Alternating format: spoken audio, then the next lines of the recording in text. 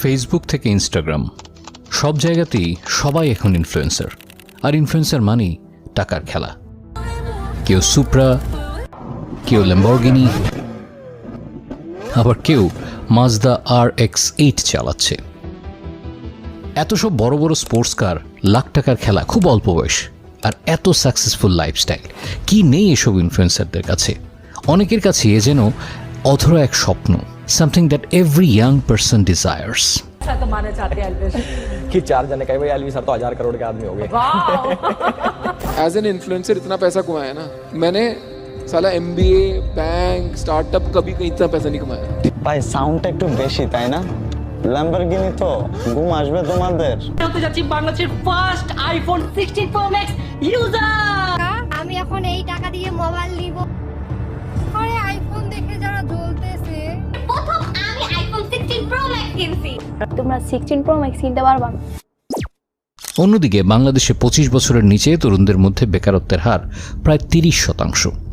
চাকরি খুঁজতে খুঁজতে হোপলেস হয়ে যাওয়া ছেলেটা যখন এসব দেখে তখন মনে হয়, আরে ইয়ার কি গ্লোরিয়াস লাইফস্টাইল, জীবন তো এমনই হওয়া উচিত। এরকম একটা লাইফস্টাইল কিভাবে লিড করব? এত কম বয়সে এত টাকা, গাড়ি বাড়ি দেখে কখনো মনে হয়েছে কি, how is this so called dumb influencer making millions doing almost nothing? আমাকে একটু বলবা H2O মানে কি?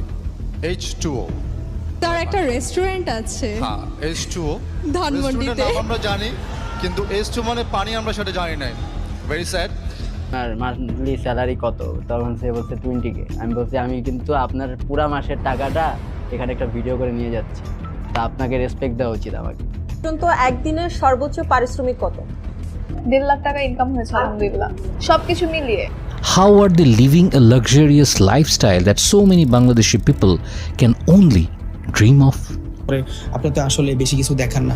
আসলে আমি নজরে অনেক বেশি বিশ্বাসী, মানে I hate show off. Around 14-15 lakh, 3 lakh, 1,80,000, 4.5 lakh থেকে 5 লাখ টাকা পুরো ফ্ল্যাটটাই কিনে ভিডিওটার জন্য। আর আপনি সম্ভবত আপনি লাইফ নিয়ে অনেক serious, non stop grinder, hard work করেই যাচ্ছেন, হয়তো বা অ্যাডমিশনের যুদ্ধ পেরিয়ে কোনো একটা ভার্সিটিতে জায়গা করেছেন, কিংবা চান্স না পেয়ে হতাশ। হয়তো আপনি এখনও বেকার, সেভিংস নেই, লাইফস্টাইল বলতে কিচ্ছু নেই। বন্ধুর কাছ থেকে ধার দেনা, পাশের দোকানের বাকির খাতা আর ফ্যামিলির চাপ সামলাতেই যেন শেষ হয়ে যাচ্ছে আপনার জীবন।